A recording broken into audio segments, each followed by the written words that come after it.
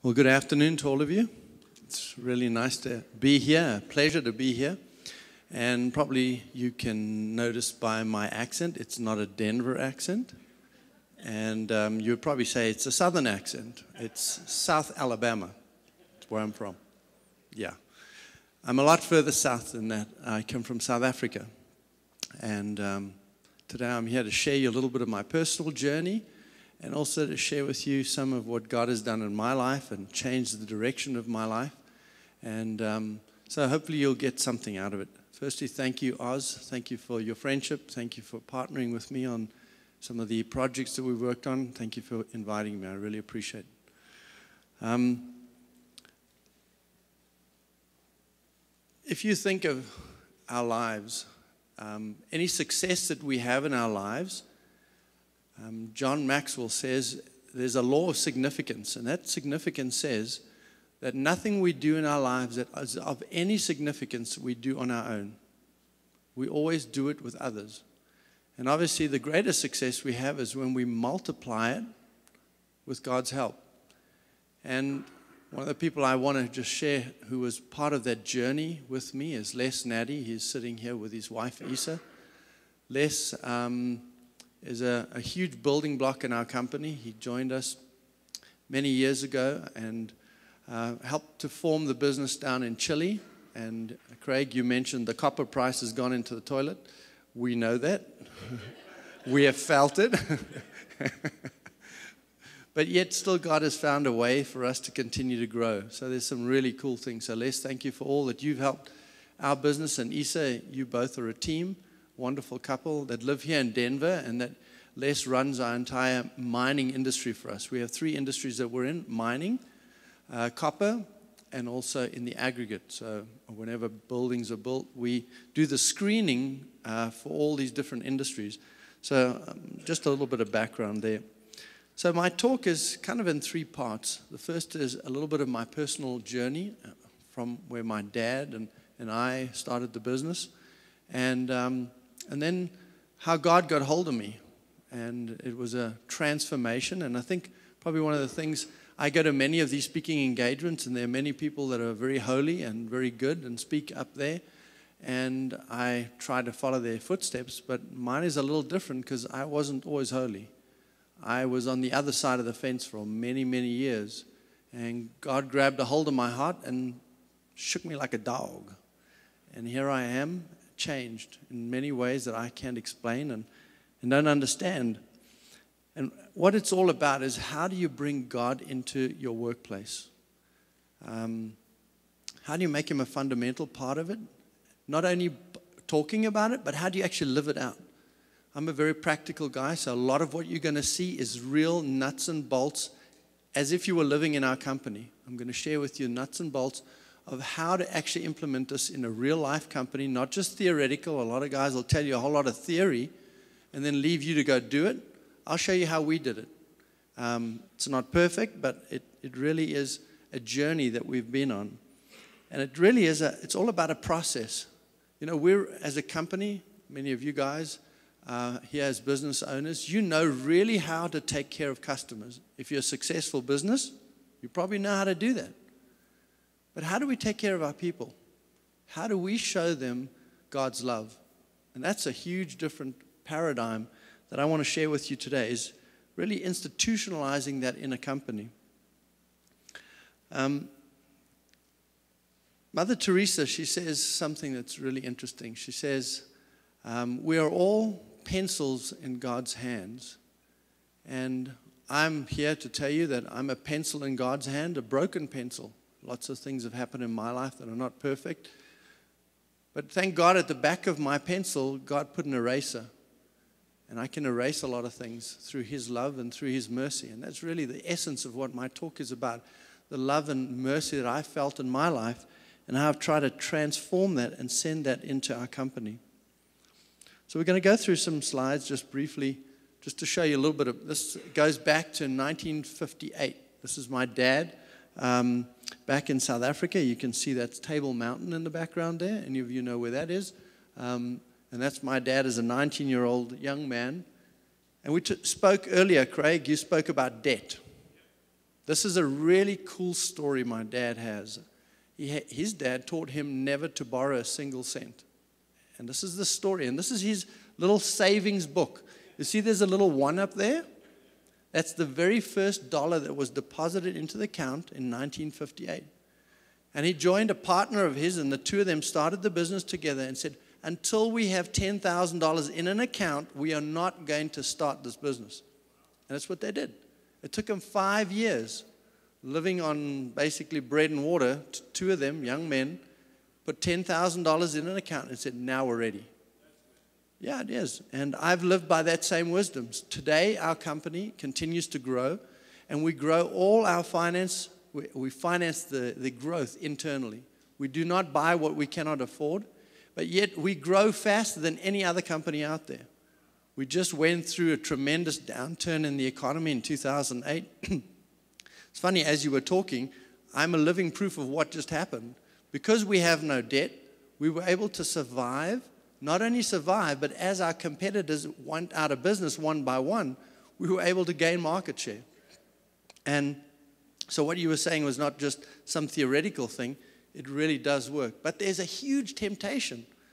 Every week, I get offers from these huge institutions to buy our company because we're the leader in our industry. And they want to buy us. And I often say, why would they want to buy us? Because they have the cash to make us grow faster than we should grow. And what happens, that eventually implodes. And so it's really interesting. This is a cool little way to show you that that's not. So if you don't have money and you don't borrow money, how do you start? You start in a garage. And that's what he did. He started in a garage in Johannesburg, and the very first company car that he paid for from the $10,000 that they had saved was a company car with 2 wheels. And that's how they started. The two of them started. He was the sales guy, and the other guy was the plant guy. So it was an interesting journey. Kind of fast forward to where we are now. This is our facility in Spartanburg, South Carolina. And this is our corporate worldwide headquarters for admin. And then this is our manufacturing facility here, there, and there. And each of these buildings and acquisitions that we made, we started just with a little piece of land here. And you can see every time we acquired this piece of land, then this one, then that one, every one of them were not through debt. So I can vouch to what he was saying. Truly, it's something you should try and stay away. Although the world will teach you that you're a dummy. I got an MBA, and let me tell you, every bone of my body told me my dad was wrong. But you know what? I can tell you it's a lie.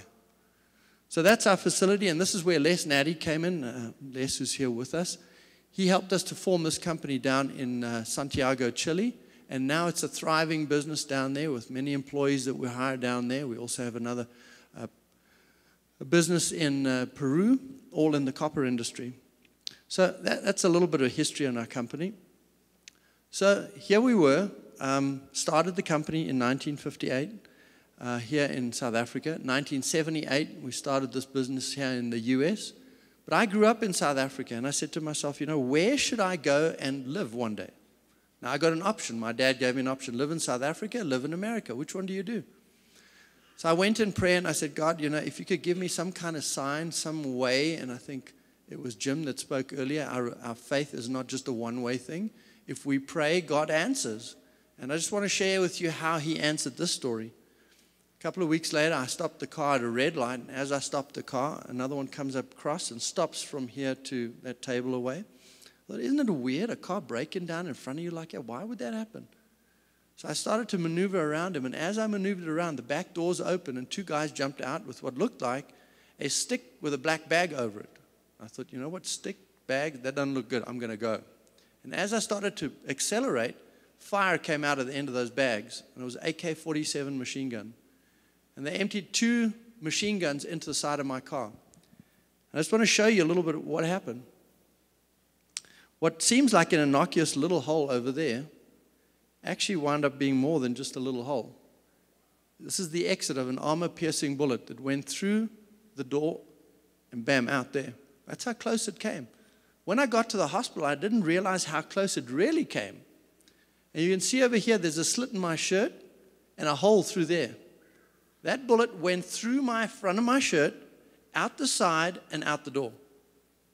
Now I want to ask you, what is the probability of driving at 30 miles an hour, emptying a machine gun in your car, and the bullet goes through your shirt but does not hurt you? Do you think that's a coincidence? Or is that a God incidence? That's a God incidence. So what happens when we pray? God answers. So that night I went in front of God. I said, God, I thank you that you're a God of answering prayers, but next time if you could do it without bullets would be really cool. Use non-violent methods to answer prayer. So when you pray, guys, just try and put the caveat, non-violent answers. So God answers prayers in a mysterious way. So I came to the U.S., decided, and started the business, worked hard every day, built up the business. But as time grew, I became more and more hungry for success. And it was more about money and daily success in business than it was about anything else. And I kind of forgot my roots. So this was really the so-called American scorecard, the dream. What is the dream? When we finished college, we said to ourselves, well, you know, what is our professor? Why did we come to college? We want all these things. We want successful business, we want a wife, you want to have family, you want cars, you want houses, vacations, boats, you name it, I got it. And that was after about 15 years of doing business. And at that point, I had a real awakening, if you like, spiritually. And I felt empty inside. And I thought to myself, you know, I've gotten everything that the world tells you that you should achieve, but I still have this emptiness inside me. Why is that? And so a friend of mine suggested that I go on a retreat and maybe speak to God and ask him, what is it that you are looking for? And when I got to that retreat, I realized how I was mistreating people. I was using people to get stuff. Every day, people were being used by me. And in many ways, I used foul language. I used whatever methods I needed to manipulate people to get them to do what I wanted them to do. And at the end of the day, it was all about me. The success of the business, me reaping the profits and buying stuff. How empty is that? And it kind of dawned on me that that's not what life is really about. It's kind of like the little dog, you know. He keeps barking at this dump truck that comes by the house every day. And barks as if he's going to attack the dump truck. And one day the dump truck actually stops. And you get to the truck and you're like, oh, I can't eat this truck. What am I going to do? And that's what happened to me. I got to the truck and I said, you know what? I got all the stuff, but I'm empty inside. And during that time that I was at that retreat, it was a silent retreat. I don't know if any of you have ever been to a silent retreat, where you spend time and the pastor just hands out questions and you answer them yourself. It's kind of a self-guided thing. And during that time of reflection, that silence, you hear God speak louder than you'll ever hear him before. And during that time, there were a couple of questions asked to me. And one of them was, there are many rooms in your soul. Every one of us has rooms in our soul. Different compartments of our lives. And the pastor suggested, allow Christ into each one of them and allow him to do a spring cleaning. Let me tell you, every one of us, and me particularly at that point, I had 3 or 4 of those rooms in that soul. I said, you can come in the rest of these, but you know, those, off limits. That's mine. But during those 3 or 4 days I spent there, eventually I opened those rooms. And it truly felt like a car wash of my soul. And I felt God's mercy and forgiveness when I opened up to him and said, you know what, I got this junk in my life and I've been abusing and mistreating people. Forgive me. And I felt this warmth in my heart that it's difficult to explain. But it's God's tender love and mercy that most of you hopefully have felt at some point in your life. And if you haven't, beg him for it, because it's that paradigm shift, that moment of truth. Jim was saying earlier, at one point in his life, he came to that realization that God truly, truly loved him. And that was what happened to me. And as I was there during this retreat, one of the things that the pastor asked me, he said, I tell you what, who do you worship? I said, oh, of course, God. He said, okay, let's see. He said, I want you to take your time that you spend every day, and I want to apportion it to where you spend that time. And that's ultimately who you serve. It's not what you say, it's what you do that counts. And so this is what I did during that retreat. I apportioned my time, and I said, where is it? And you can see over here, God was a tiny little slice. I gave him my time on Sunday for an hour, and then that's it. I was doing my deal. Leave me alone the rest of the week. That's not yours. That's for church. The pastor had his hour. Okay, we're done. The rest of the time, okay, I spent some so-called quality time with my kids, like 20 minutes a week, and okay, cram it in and you get all the quality time in. Let me tell you one thing. There is no quality time without quantity time. And I was giving them just a little piece. Social responsibility, Jim said it in the first part. I thought he was talking to me. He said, you know what? You live a certain lifestyle as a CEO and a company owner that's not always pristine and holy. So how do you make amends with God? You send a couple of checks to China or to India, to some ministry or mission work out there, and you kind of balance the scorecard. That's what I did. And I realized, man, that's upside down. And so when I thought of that, I said, what is the right way to look at life? And God is not a slice. He is the core and the center of our lives. And that's where he belongs, in the middle of our lives. And if he truly is in the middle of our lives, no longer is it only apportionment, he becomes the center. And when he's the center, he starts to impact every one of those things. Kind of like what I said about the rooms in your soul. If there are no compartments in your soul, God owns it all. And he's allowed to maneuver and move in those areas of your soul. And when he does, I tell you, it changes your business, changes your family, changes the way you deal with ministry. It changes everything. Because God no longer is a slice, or you're not restricting him. You're allowing him to move everywhere he wants to go. This is a picture that was me. Prior to my retreat, I was a so-called Christian submarine. What does that mean? I would come up on Sunday morning in my tie and all sit in the right pew with the kids. I got 4 kids, have them all lined up, and I was on show.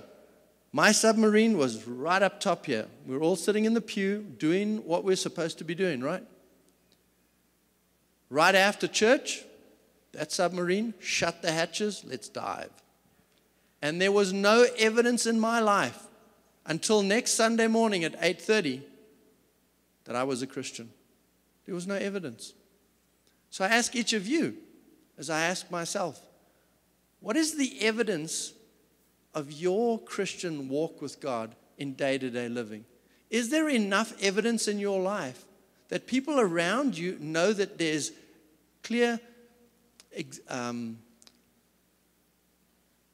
things that they can see, but also things that you do that convict you of being a Christian?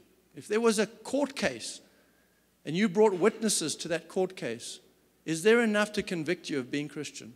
And in my case, there was not. There was hardly anything. And so coming back from that retreat, I said, you know what? This has all got to change. I don't want to have this compartmentalized life where I'm a Christian on Sunday for an hour and the rest of the time I can live however I want to live. How do I put that all together? And so it started for me with some simple scriptures. You know, the Bible's a thick book. And many new Christians get overwhelmed when we see that thick book and they say to themselves, you know, I can't read all that stuff.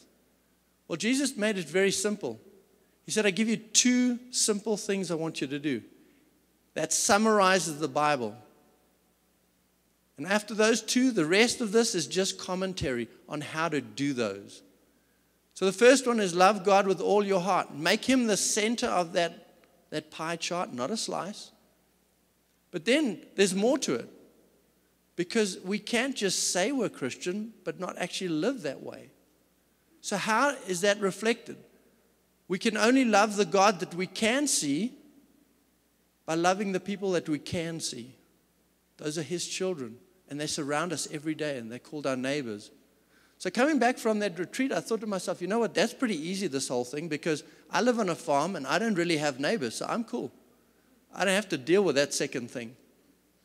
But it dawned on me when I got to my company, those 300 employees I got, that's who God was talking about. How was I treating them? I tell you, I was sick to my stomach. The foul language I'd used, the mistreatment of people, in the number of people that were hurting, that I would stomp over. People who were struggling in their marriages, struggling with relationships, struggling with health issues. Did I give them any support? No. I kicked them out. Someone with a drug issue, you're a liability. You're not an asset. Gone. So how would that change? How would I go about changing some things? We had a department called the HR department. It's called human resource. Do you know what a resource is? Something you use. Are these people in your company a resource? It was a paradigm shift for me. I realized they were not just resources. They are children of God. You know, I saw this movie by Mother Teresa. She was standing in the slums, and she had this baby with leprosy. And this video recorder from NBC was there videoing her. And he was videoing her kissing the forehead of this child with leprosy. He said, "Mother, what are you doing? Do you not understand what's going on here? You could get really sick."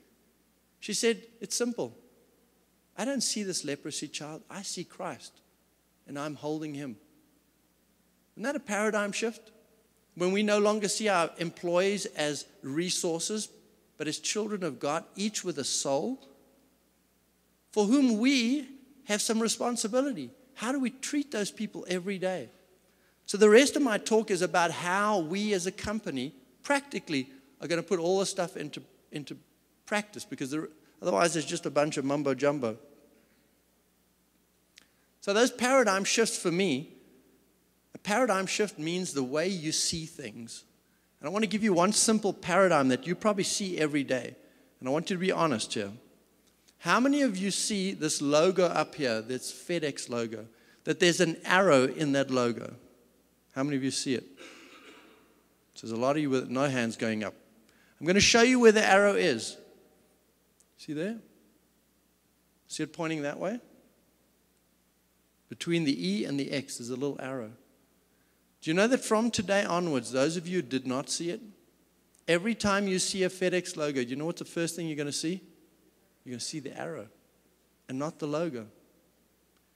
And that's what happened to me. Once I saw for the first time that God had put 300 souls in my company and not resources, it changed the way I deal with them, the way I speak to them, the way I treat them, the way we set up processes and procedures to deal with them. Jim said it earlier. I realized I didn't own it, and that everything is a gift. And when God gifted me that company, He was going to ask me, "What did you do with that thing?" Like the parable of the talents. He came back and he said, "What did you do with that thing?" Craig earlier spoke about, do we use subtraction? Do we use addition? Or do we use multiplication? And so when we see people as gifts and the way we treat them, it goes into multiplication. The other thing is, we talk about ministry. Many CEOs, they see their responsibility socially. I got to give some money to ministry because there's some ministries out there. But you know what the paradigm shift for me was? I don't have to give money to ministries. I am a ministry. This company is a ministry. It's a platform to bring people closer to God. I don't have to go to China or India to bring people to God. I need to live it right here. And that's really what the paradigm that dawned on me. How are we going to do that? Mark Twain, he says there's two most important moments of your life. The first one, obviously, is when you're born. The second one is when you find out why. And that's called purpose. When do we find out what our true purpose is? Is our purpose just eating, breathing, sleeping, procreating, and supporting our family? Is that it? Or is there more to life? Did God give us a mission, something that creates what? Eternal value. Something that creates something that we can take with us one day when this life is over. And that eternal value concept is what we've drilled into our company. And I'm going to share with you different ways of how we've done that. The very first thing we had to do was define it. Jim said earlier in his presentation, he spoke about creating the foundation of a company. When I got back from that retreat, I had no foundation. Our company was a money-making machine. That's all it was. Satisfy customers and make money, man. It's that simple. Don't come with all this other mumbo-jumbo. After that retreat, I sat down with my senior leadership team and I said, guys, God has touched my heart and there is a purpose bigger than us in this thing. Let's define it, let's write it down, and let's put it everywhere for people to see. And this is what we came up with. Whoops. A simple statement. It looks like just a few words. This thing took us months and months to put together. And what it really says, it's threefold, three things. Number one is we serve our customers and stakeholders with excellence. That's probably most businesses. One thing that most businesses don't have is the word stakeholders. Stakeholders includes your employees, not just customers. Because if you just have customers there, you can abuse employees in the pursuit of excellence for customers. The second thing is achieving profitable growth. There is nothing wrong with profits. Profits is the greatest thing in the world. The question is, what do you do with those profits? That's where the devil gets involved. So the question is, we said to ourselves, okay, if we're serving customers, we're making money, is that the purpose? There's one more step that completes this, and that is, what do you do with the money? And we've decided that that money enables us to care for people in a way that honors God. And that's the essence. So that's the kind of the short abbreviated version. We have a thing called our core values, which is how we live that first one out. How do we live it out step by step? So what we've said is we are a company grounded in the Christian values of humility, honesty, integrity, respect, kindness, a sense of social responsibility. Our goal is to create eternal value by striving to honor God in all that we do. There's the key to everything, is creating eternal value. Every decision we make, everything we're faced with, we ask ourselves a simple question. When there are two options, which creates more eternal value? How many businesses ask that question ever? You know, I had this company come to us from Singapore, a huge, big investment company. One of our huge competitors is a global company. He said, Peter, we want to buy you. I said, no, we're not for sale. You know, I got a son and I want to pass it on to him, and we got legacy and we got all that stuff. He said, Peter, I'm going to show you so much money you will not be able to say no. And he kept doing this again and again and again. Eventually I said, okay, come and see me. So three of them flew all the way from Singapore to see us. When he sat down, I said, I tell you what, I'm going to give you one question. If you can answer this question, you can buy the company. Both of them perked up and said, okay, now we're ready, man. I said, if you tell me what your strategic plan is to create eternal value, you can buy the company. What did you just say? He looked at his friend. Both of them got MBAs from Harvard. They said, I've never heard that in my life. I said, that's the essence of this company, is to create eternal value. If I sell this company to you, do you know what's going to happen? Tomorrow, every program that creates eternal value in our company will stop. You know why? Because it costs money. And it doesn't make any sense to someone who doesn't understand what creating eternal value means. The last part of it is, this is reflected in how we conduct our business and how we care for our employees, who are our greatest asset. That summarizes everything of what we're about. So that seems simple, right? You just write those two statements and you're good to go. Wait till you've got to go public with this thing. It's nice to put it in your drawer and say, you know what, I'm a Christian company. I've got all these values, blah, blah. Okay, now go put it on your website. And then I want you to go and show this to your customers, some of whom are in Indonesia, who happens to be a Muslim country. Now it's starting to become a little more real. So, there are some fears. And most CEOs that understand everything that I've said up until now stop in their tracks when they see this slide. There are 4 different questions that scare the living snot out of any CEO that is not completely sold to Christ. And the first one is, will I be sued? We live in a country that you get sued for hot coffee pouring on your lap, which you know when you bought it, you ask, could I please have hot coffee? But when it winds up on your pants, you can sue someone and get $40 million.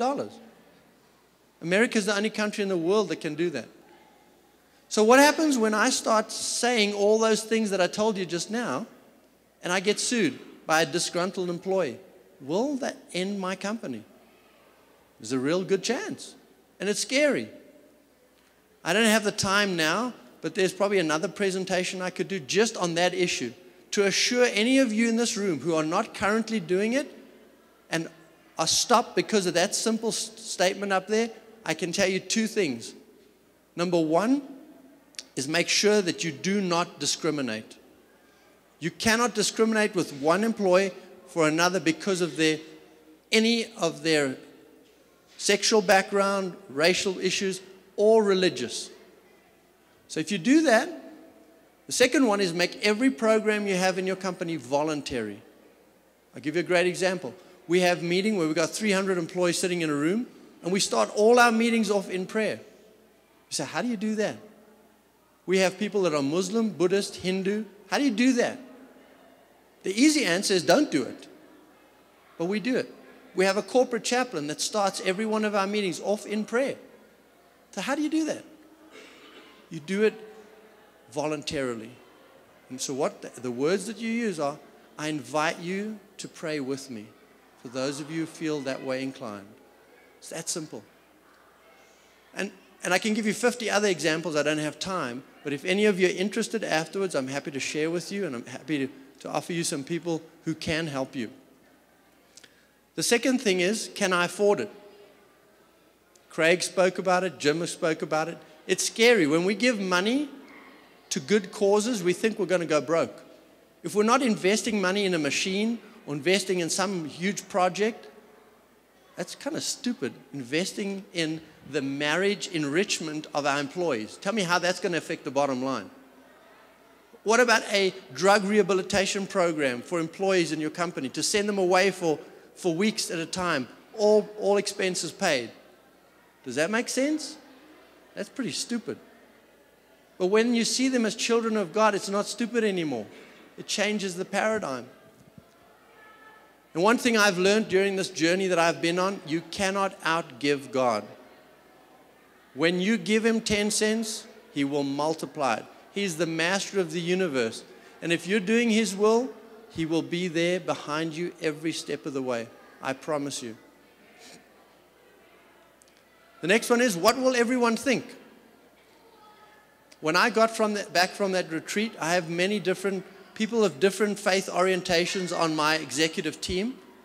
When I said to them, we're going to write those statements about God being the center of our company, that we're Christian and all that stuff, they looked at me and said, where did you go? What Kool-Aid did you drink, man?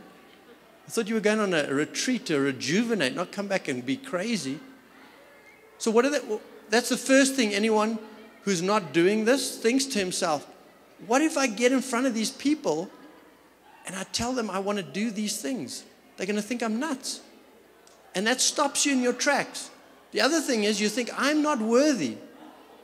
Because I've said to you right in the beginning, I'm a broken pencil. I have many issues in my life that are broken. Am I able to stand in front of the company and pray? I'm not a pastor.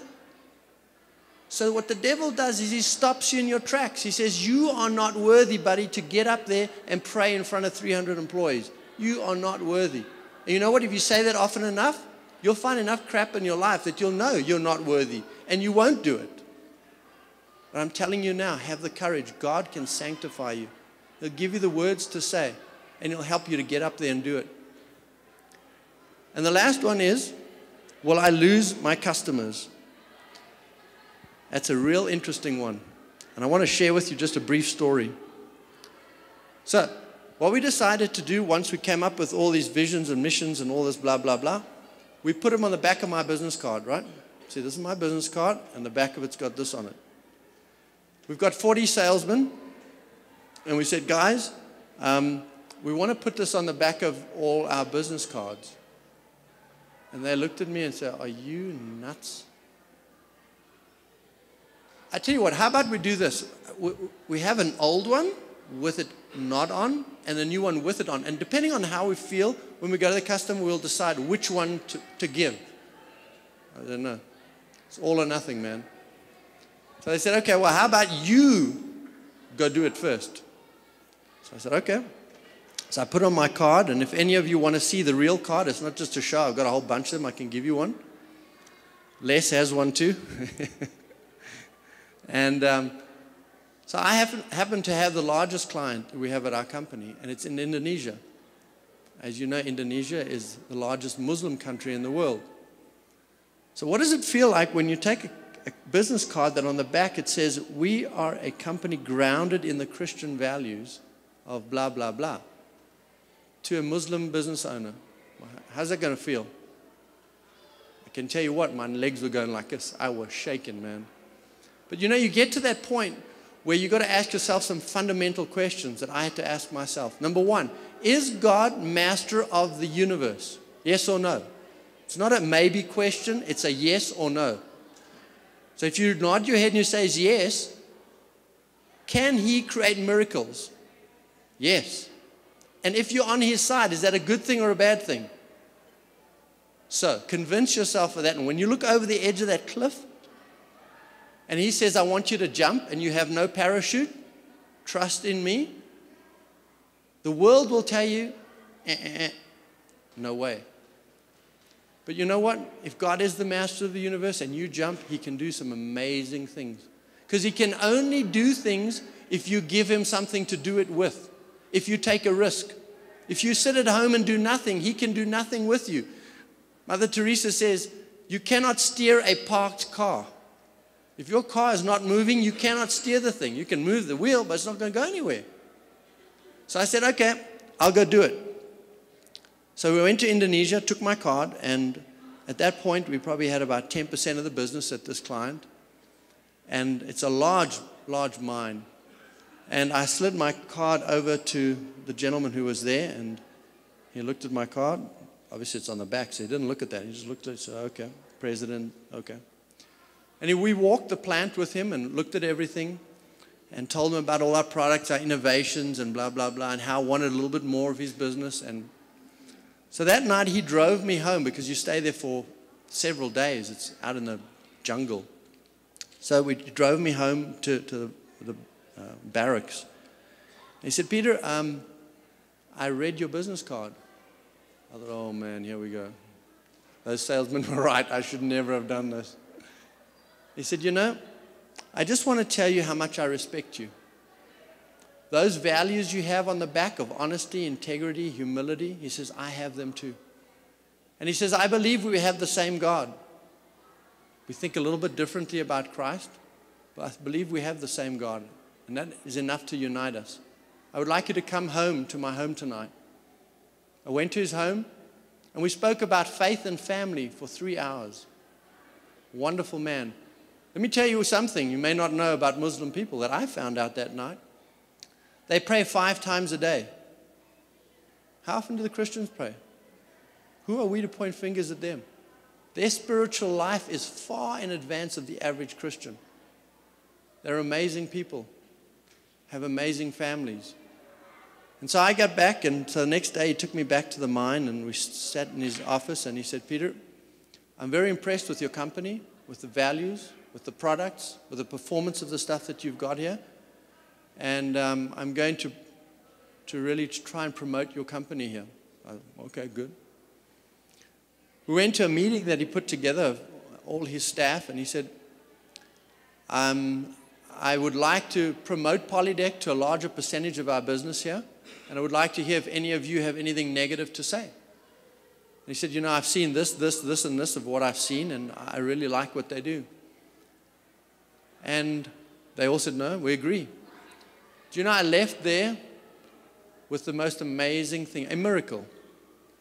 I left with a contract for 100% of their business for the life of the mine. That is something unheard of in our industry. People don't do that. Have you ever had a contract where the customer says, I will have this contract until I die, and I'll sign it? It's cuckoo. But that's what happens when you put it out on the table and you're prepared to jump off that cliff. So God truly does answer prayers, and I tell you, in some miraculous ways.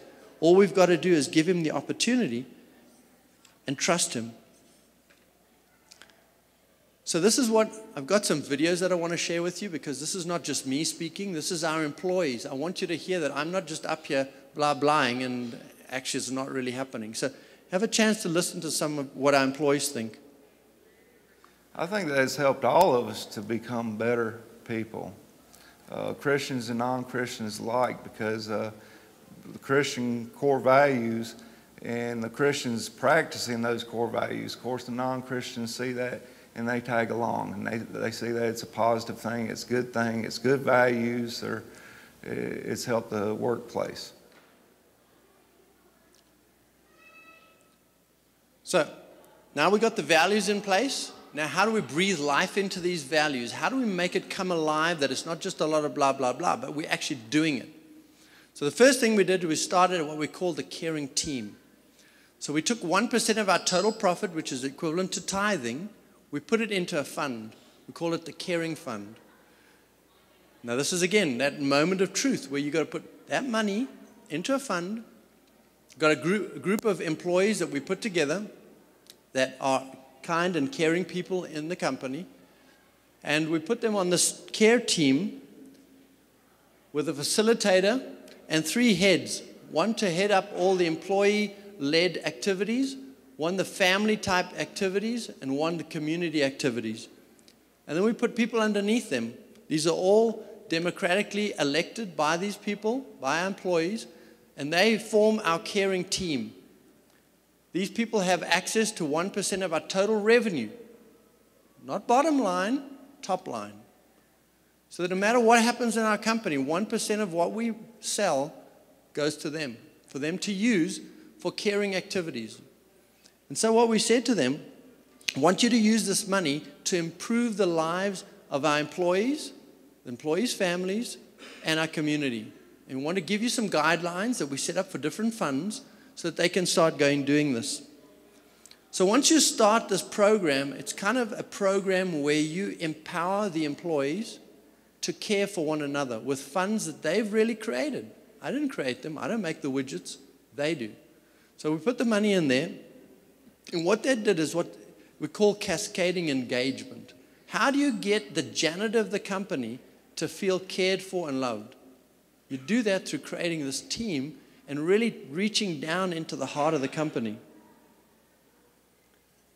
So the way, it's kind of a roadmap that we created for the caring team, we said to them, okay, the money that you have, we want you to spend, this is something they came up with. They said, oops, we're going to spend 60% of the money in 60% of the money we're going to spend on the employees. 30% we're going to spend on the families of the employees, and 10% we're going to spend on the community. And we're going to do that on 3 levels. Every human being is made up of three components, and if you want to follow along, you'll find in your worksheets that you have on the table, you'll find this chart. And this is the chart that kind of is the backbone of what I'm about to share with you.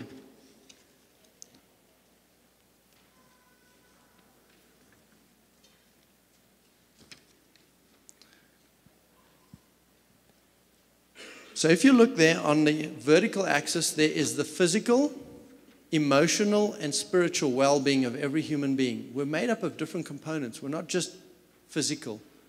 And so what we've said is in every one of these 3 areas, community, family, and employee, we want our caring team to come up with programs that are enriching the physical, emotional, and spiritual side. What you'll find in most companies is that they deal with the first 2 categories, dealing with the physical, the emotional, but the spiritual is left out. Because that's an area that most companies say, you know what, we're not a church.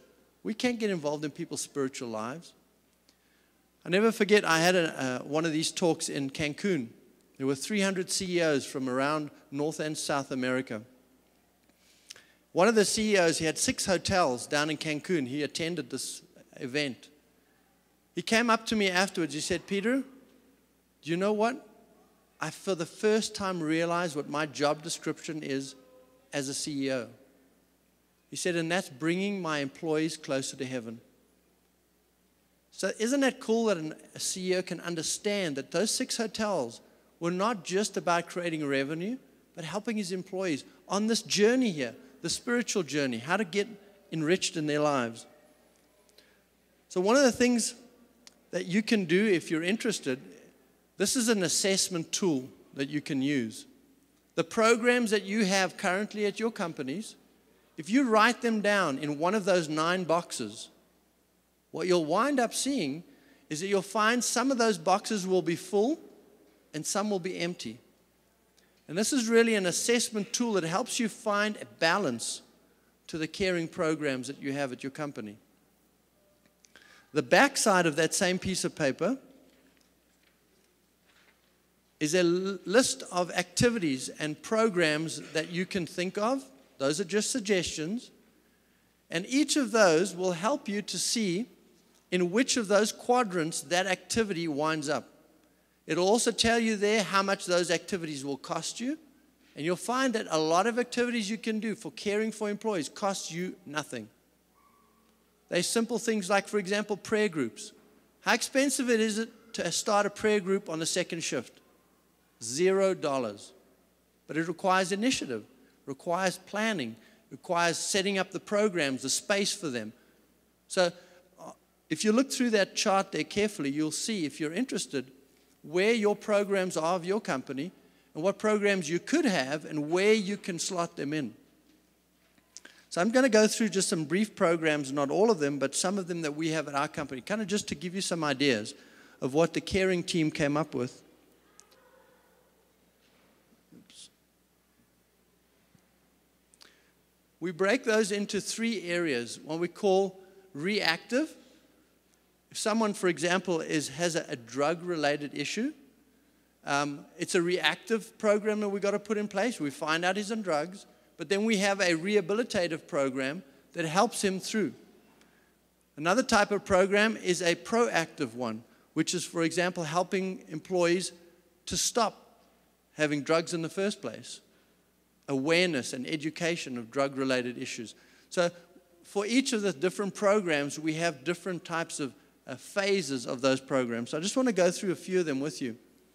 For example, we have what we call a home repair, a car repair.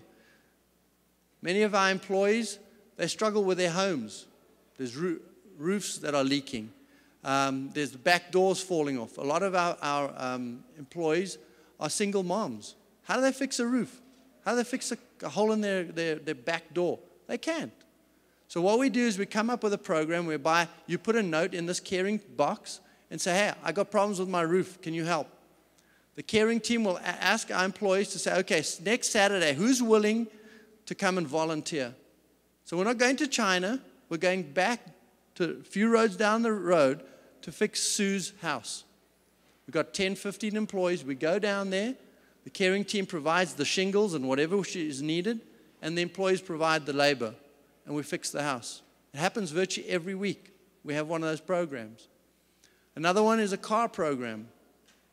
Every employee at our company gets a little card with a 1-800 number. If their car breaks down anywhere, we will come and pick the car up.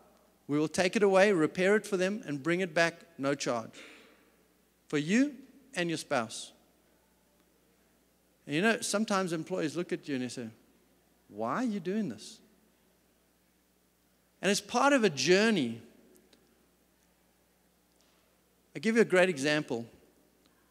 If you're driving along the highway and you find a beggar sitting along the side of the road, there's 2 options, one or 3 things you can do. One is you can say, oh, poor bugger, man. He's useless anyway. He's about to go.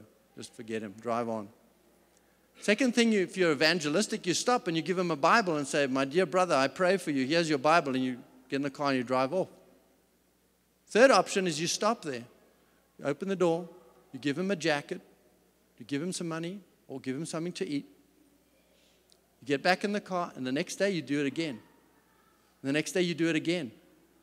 And one day he's going to stop and he's going to say, why are you doing this? And it's that point you can share that it's God's love that you have, that God has blessed you, and you're passing those blessings on to him because he's a child of God. And let me tell you that that's the way to a person's soul, is not through giving him Bibles, but to living out the Christ-like behavior of what Christ would look like if he was a CEO of your company. That's what we've all got to try and emulate. Not that we'll ever get there, but that's what these programs are designed to do, is to marinate our employees in God's love. Things that go beyond the call of duty. When they say, why are you doing all these programs, Peter? It's because God loves you, and he's blessing us, and we're passing those blessings on to you. I don't have enough time to share with you all the different programs. It would take me hours. But just a couple here.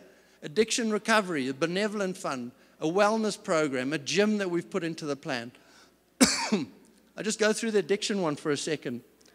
In the past, the old Peter, if you were on drugs, you're a liability in this company, man. You can't perform properly. You're gone. Put someone else in there. Now, with the eyes of seeing him as a child of God, can you do that to him? I can't. So what we've started is a program. We send our employees, but they've got to do three things. Number one is they've got to admit that they've got a problem, because if they don't admit it, then you've got a bigger problem. Number two is they've got to be willing to go on a rehabilitation program. And number three is they've got to commit afterwards to stay clean.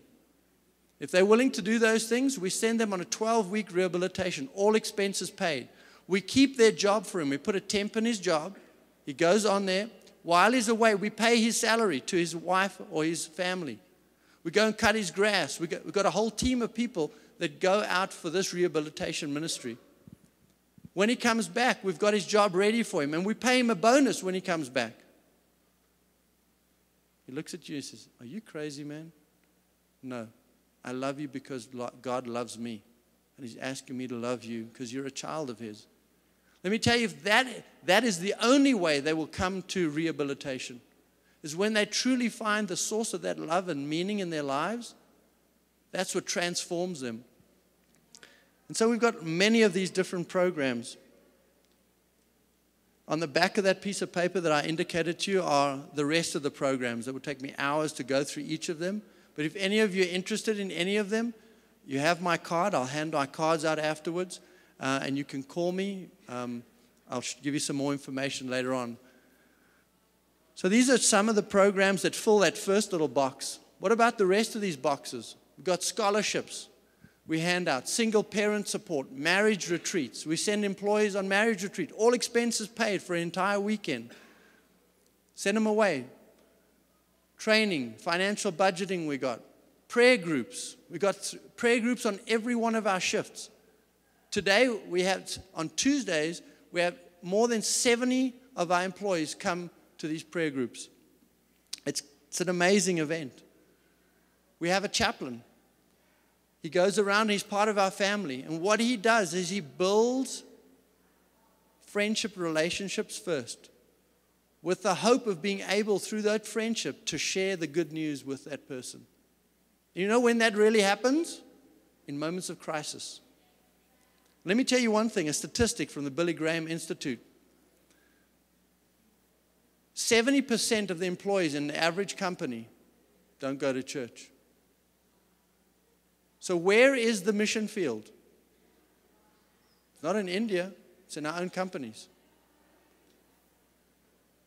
The next thing is, if people don't know Christ, do you know that the statistic is 80% of people that come to know Christ after the age of 18, because then you're formed, right? 80% of them come to know him through a moment of crisis. Because Christ has to break you for you to grow. So now, the average employee in the past life of Polydeck, when he was broken in his marriage, in his relationships, in his funds, in his finances, when he was broken lying on the floor, what was the reaction? Step over him, man. You didn't even know he had a problem. Now we have a whole sophisticated way of finding out who's got a problem, what the problems are, and how we can help. And so what we do is at this moment of crisis, we can help. And at Polydeck, we have 3 types of employees. Ones that are about to go into a crisis, those who are in a crisis, or those who have just come out of one. So when can God act? He can only act when you give him that opportunity. And when you have someone beside a person in crisis to help guide them to see that life is short and it hangs on a thin little thread. Today, exactly a year ago, one of our dear friends, Alan Tyndall, a salesman in our team, was killed in California in a mining accident. I can tell you there was the most amazing outpouring of love that I've ever seen of fellow employees to his family. And it was because we've marinated people in this culture of caring that they come beside each other to help each other. One of the programs in that addiction recovery one that I just want to share you, these are real stories that happen from these programs, is at the end of one of this rehabilitation, we went to, once a month or so, we go to the soup kitchen. And at the soup kitchen, we feed a whole bunch of people there. And we invite our employees to do the serving. And we invite our employees' children to come and do the serving. And reluctantly, those teenagers will come. You know, dad drags them in there. And while we're there, I get a little tug on the side of my pants here. And there's this little guy, only about this high. He's holding my leg. And he's holding me and he says, I just want to say thank you, Mr. Peter. I said, thank you for what? He says, I just want to thank you because you saved my dad. He's no longer taking drugs. He stopped beating my mom. And he comes to church with us on Sundays. Isn't that awesome? That a CEO like me can be in an environment like that where we can change lives. But we have to create that environment. The next time we went to the soup kitchen, this guy had 2 daughters, teenage, pretty wild daughters. Went there to soup kitchen afterwards the next Monday. This guy comes to my office. He says, I really need to see you. I said, you know what? I'm really busy now. He says, this is really important. And he starts crying. I was like, oh, goodness, what did I do? He said, I just want to tell you what happened to me yesterday. He said, I brought my 2 teenage daughters to that soup kitchen thing. On the way home, he says, I've been struggling to get them to church. They are wild. They got 17 earrings and blue hair, and it's crazy, man. I don't know what to do with them. He says, on the way home, she says, Dad, turn that radio off. He's like, okay, turn the radio off. She said, I just want to tell you how sorry I am, Dad. How badly I've behaved to you. Tonight, I gave a pair of shoes to a little child that made me cry because I realized how fortunate I was and how unappreciative I am. And I just want to tell you I love you, Dad. That's pretty cool, man. I tell you, so those are the highlights of my career as a CEO. Not how many panels I sold. I know Les is smiling. I sold a lot of panels with you, Les, in crazy places, but that's not the highlight. Those moments are the highlight where I've brought people into contact with true love. And not my love. It's a love that God has marinated in our company. And it's been amazing how many people have come to faith through our company. Of our 300 employees, I have a statistic through my chaplain. 78 of them now have a personal faith relationship with Christ because of being part of our company, who have an eternal picture. They're not there just to take a paycheck. It's changed their lives. It's changed their families. It's changed everything that they know. Isn't that what a company's supposed to be? Not freaking making widgets all day long. I don't even know how many widgets we made today. But let me tell you, I know. We talk about statistics. I get statistics on what the key components of our company are, what the life-changing events are in our company. I could go on with stories after story after story, but needless to say, these are all different things that we do at our company. And this is just, I need a much bigger paper, and that paper I handed out with you has all the programs on it. They cost a ton of money, but let me tell you one thing. I'm going to get to this at the end of this presentation. Because I have to assume that none of you are Christian. Because at the end of the day, this presentation makes sense because it makes money. Here are some events that we have. This one we just had a few weeks ago. This is where we invite all our employees. Over 650 kids and employees came to this thing. And at that event, we have a talent show. And at that talent show, each child comes up and does a little talent. But we also have an opportunity to get up our chaplain up there and to share the true meaning of Christmas. At that event, we hand out books to the kids of the Christmas story. We hand out to the dads how to be a better dad, to the moms how to be a better mom, things that they never thought of, but you know they are hungry for it. We had boxes and boxes of books gone. It's awesome. Community charity events. We do these all the time. We try to incorporate our employees' children because that's where the true change takes place. Not only the adults, but when the kids understand that helping others is what life is about, that we only receive when we're giving. When we're selfish teenagers, what's the first thing they know? How to take. Someone once said the level of maturity can be measured by the extent to which we think of others first before ourselves. That's what we're trying to teach the children of our employees. Helping others before yourself. Helping people that are in a ditch. People that hardly earn enough to fill their mouths. I've worked with some projects brought up by a caring committee for United Way and Christmas in Action, and it's really brought a lot of pride in my own life and fulfillment, knowing that I'm helping those that are in need, that are less fortunate. And it's also, I think, brought employees closer together by working together outside the company.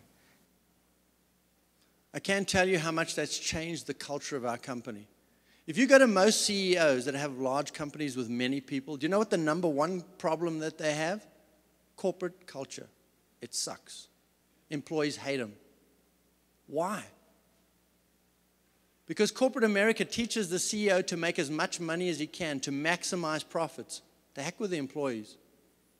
But it's interesting, I'm going to show you a little video about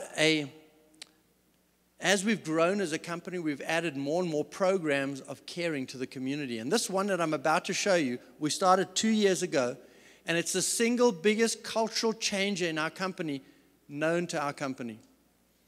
What we did is we went out to Nicaragua, to a barrio in Managua, which is near a dump.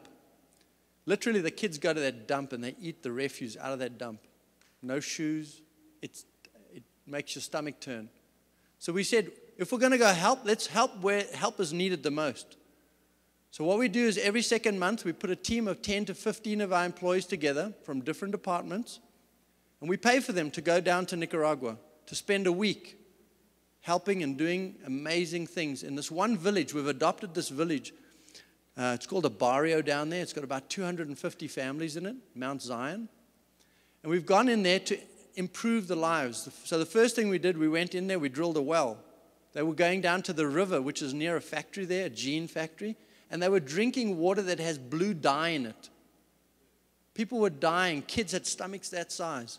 So we drilled a well. We went down 300 feet and we found water. Put a pump on there, bicycle pump, and they go now and they get water. We built a small church. We built a small feeding station where children can get fed every single day now. Then we built a school. And then we said to ourselves, well, now we need to improve the lives of the people in this barrio. So we started small businesses. We started a project called the Genesis Project. Genesis meaning that they start themselves and get going. And I'm going to show you a video in a second. In this Genesis program called the Yellow School Bag Project. In Nicaragua, children cannot go to school unless they have school uniforms and all the required books. But most of them don't even have food. How are they going to get that stuff? So what we did is we said to our employees, please guys, we need money. We raised more money in 2 weeks than you can imagine. And what I'm about to show you is a video of where we send our employees, one of whom happens to be the Buddhist priest at our company. He was so touched with this thing, he went down to this Christian ministry and he went to hand out books and Bibles and clothes. And I want to show you the teamwork that this created down there. It just blows your mind. So what the idea here was not only to go improve the lives of this barrio, but to create teamwork within the company. So what we do is we send people from different departments, people that need to work together but generally hate each other. Send them down for a week to the barrio and see what real struggles looks like. I want to show you this video.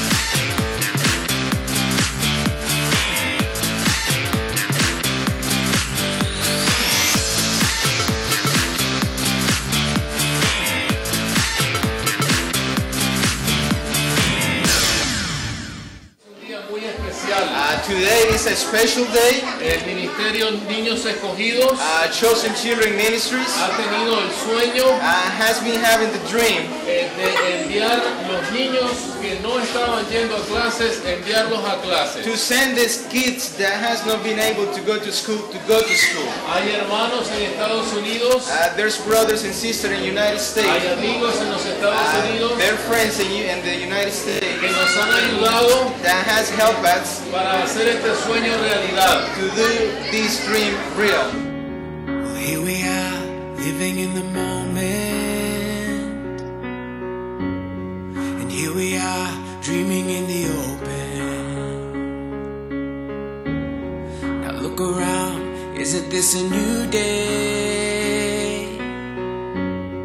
Make a move, doing things a new way. A new way. 'Cause this is our world, and this is our time. These are our plans, we're gonna let them shine. This is our place in the human race, and we won't stop dreaming. No, we won't stop dreaming. Isn't that awesome? That a little company in South Carolina can send 600 kids to school. And each of those children now, our goal is to try and get them to college level, to change the makeup of that little village. Our employees came back and said, you know, we want to be more involved, Peter. We want to know these kids by name. So our employees have adopted these children.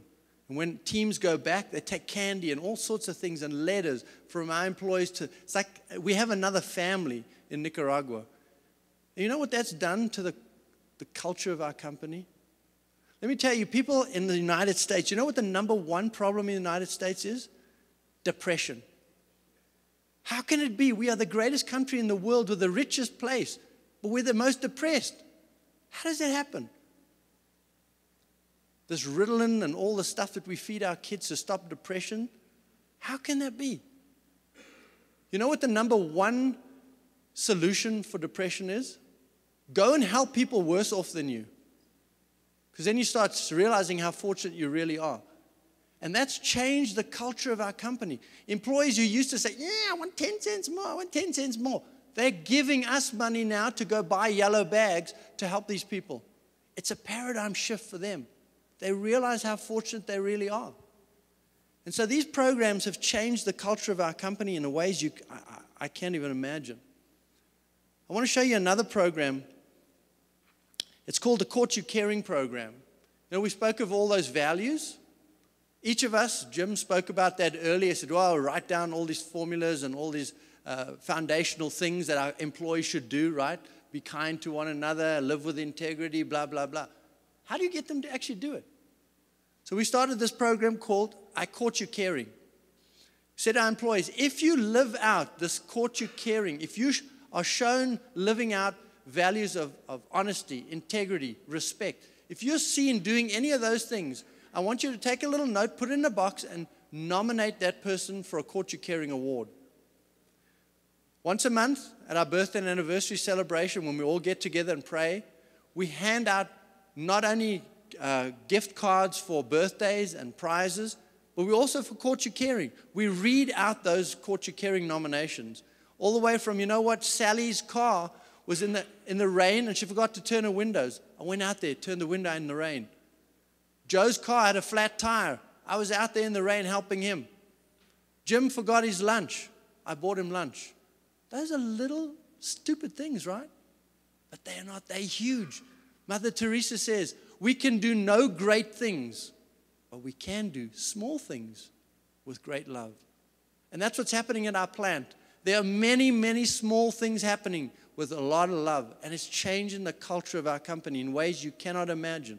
I want to just let you hear what Abe says about it.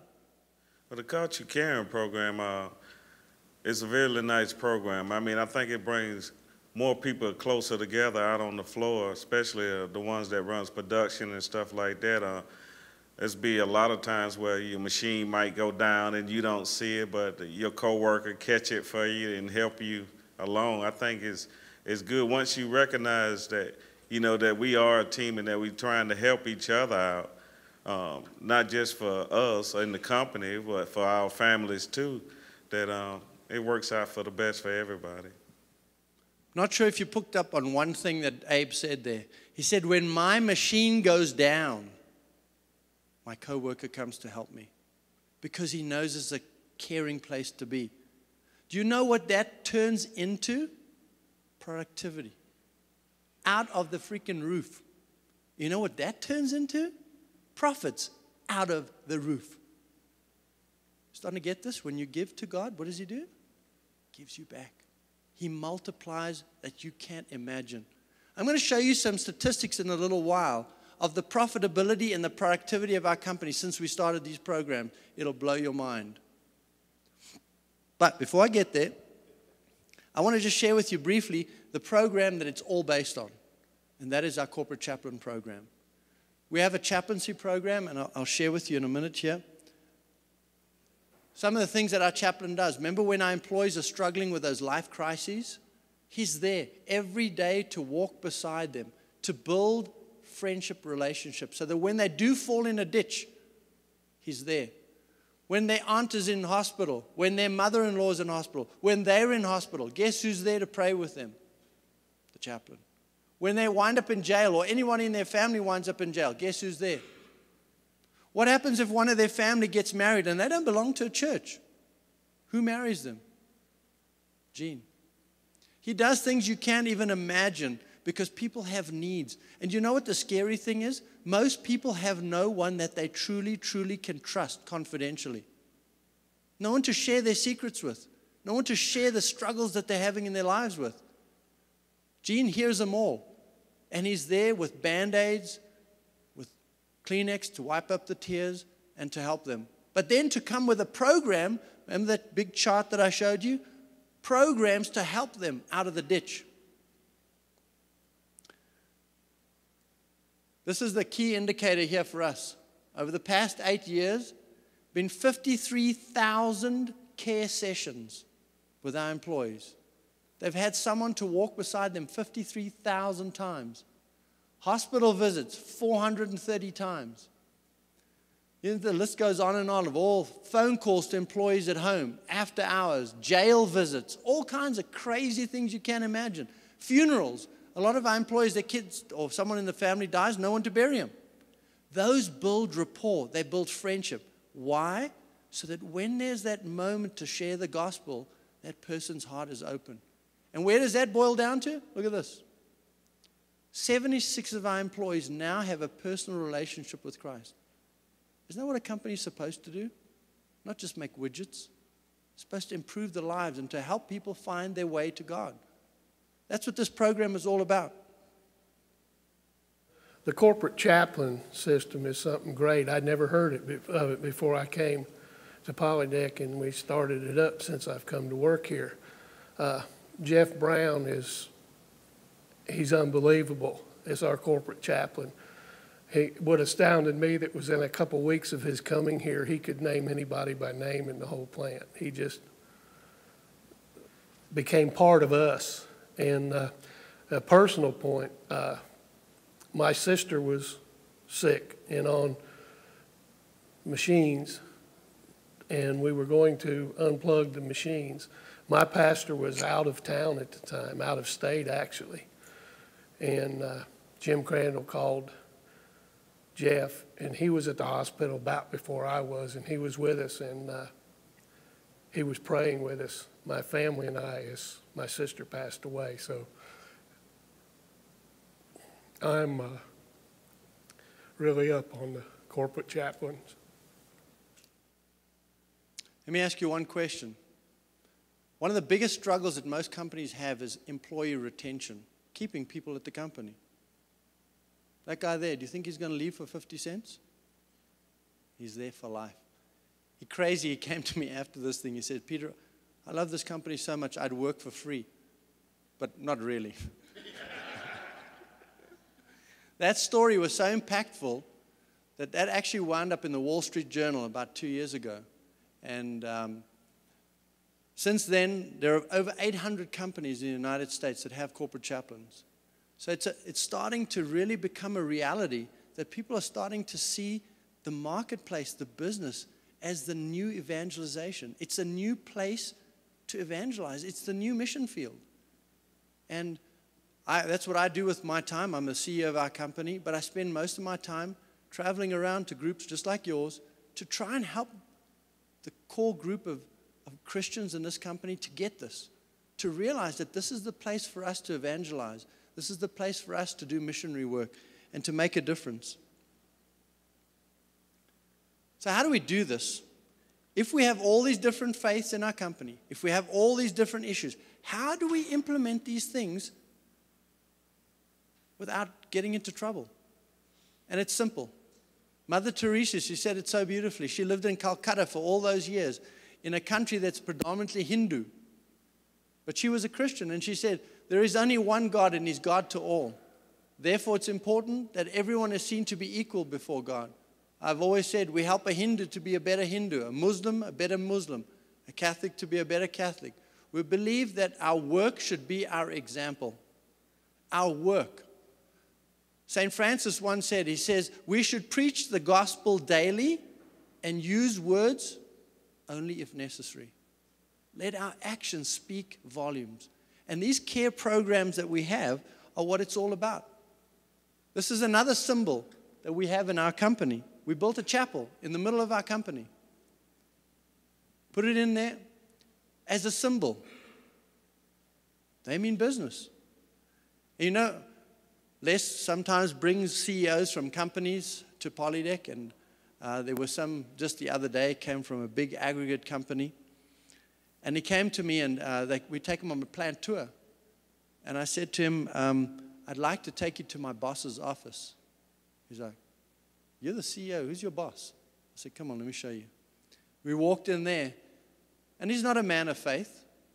But you know what? At the end of the tour, he came to me, he said, Peter, this is the most impressive tour I've ever been on in my life. He said, what impresses me the most is that the values that you guys have are actually lived out. And I see that in the eyes of your employees. I see it in the product you put out. You guys are like a family. He says, that's what's impressing me the most. And that's really cool. So how does all that stuff, now I'm going to turn the tables for a second. I don't know, many of you have seen this movie called Men in Black, where he takes that little blue thing and waves in front of your eyes. I'm going to put that in front of your eyes for a second, and you are now a group of MBA students from Harvard. Harvard is not really the hub of Christianity. That's what you guys are now. Now, Harvard students, I'm going to show you a program that I want you to refute and tell me is bad. I've done a whole bunch of things, and I'm going to show you the result. And I would like to show you, it's called Cascading Engagement, Cultural Change, Productivity Improvement, and Cultural Development of our company. And I want you to have a look at some of the results that we're seeing after these programs. Employee turnover is one of the biggest pests in our society, because you have to retrain these people because they leave. You spend all these hours of training them and their capability. Let's say you've got a highly skilled guy. It takes you 2 years for him to make 10 widgets an hour, right? Now he leaves. The new guy is coming in. only makes 1 widget an hour. What happened to the other 9 widgets? Who makes them? You don't make them. It costs you a huge amount of money. So if you've got a huge turnover of employees, what happens? Let me show you the old Peter that used to kick everyone's butt and thought he was doing the things the right way. He had an employee turnover of 22% per annum. So every 100 employees you roll out, 22 of them would leave because this place sucks, man. This guy treats us like crap. He chases us around, and I don't want to work there anymore. And this is not because we paid them anymore. This is because we treated them with dignity, with respect, and kindness. Look at where it is today. 3%. Do you have any idea how much that turns into dollars? That program on its own, the cost savings from our training program, is enough to pay for our caring program. Then let me show you something else that's even more cool. What happens to so-called productivity? Harvard did a study, and they said there is this thing called discretionary effort. They said that most employees in the United States, when they come to work, they bring roughly between 60 and 70% of their effort to work. What happens to the other 30, 40%? Where is it? It's inside them. They don't leave it at home. It's inside. But nothing is evoking it to come out. What happens when you give an employee a purpose and you help him to understand that when he's making these widgets, it's helping a child in Nicaragua that he knows the name of and that he's personally connected to? What do you think happens to productivity? Through the roof, man. And I want to show you what that's happened in our company since we've started these programs. We measure it by amount of dollars per person as we've grown. Used to be $190,000 per person. It's now $210,000. That is real as a heart attack. You can measure it, you can see it, and you put it on the bottom line. So, you as MBA students, wouldn't you like to know what program I put in place to get us there? You'd be like, tell me, how did you do that? But because it's a Christian program, they don't want to hear about it. Because you got God in the middle? No, we don't do that. God is not part of the solution. So they've come up with all kinds of programs to try to get these kind of benefits. They do all sorts of crazy things. But I can tell you God's way is amazing. And it creates some incredible things. What we've done as a company, and I think that's kind of our revenue growth. You can see how we've continued to grow. God has blessed us since that epiphany moment where God touched my heart. Does that look like a company that's dying? Does it look like a poor Christian company? I feel sorry for you. It's pretty cool, man. God is master of the universe. And when you do jump off that cliff, let me tell you, He is there. And the things that we can do with the extra funds that we have, because if you remember what that mission statement was, serve our customers with excellence, maximize profits, but go care for people. I can tell you, we've cared for so many people. It is awesome. And it's really cool to see. So, what we've done, and I think Jim spoke about that earlier, he said, when we measure our performance in a company, there is the ROI KPIs. So in other words, what are we doing right as a company as far as our customers and our business is concerned? For example, customer satisfaction, safety, quality, on-time delivery, new products, R&D, continuous improvement, sales, profits. Those are all great, right? But that's only half of the picture. Where's the eternal value that we measure? So we have a second part of our statement that we have, that we share. And it's just as big as the first one. And these are all the things that we measure with these programs that I handed out to you on the back of that piece of paper. These are things that we've done to create eternal value. And we keep in front of all our managers. They all are aware of it. And even our sales team, they're out there beating the bushes every day. They're doing programs out there. While they're out there, they're going to do Habitat for Humanity. They're going out as a team of sales guys. I think, where did we do? We did one here in Denver, didn't we? Where was it, Les? Salt Lake City. They took the whole sales team and they spent a whole day going to do something for someone who needed some help. And those are awesome things. And those are things we call our eternal value creation.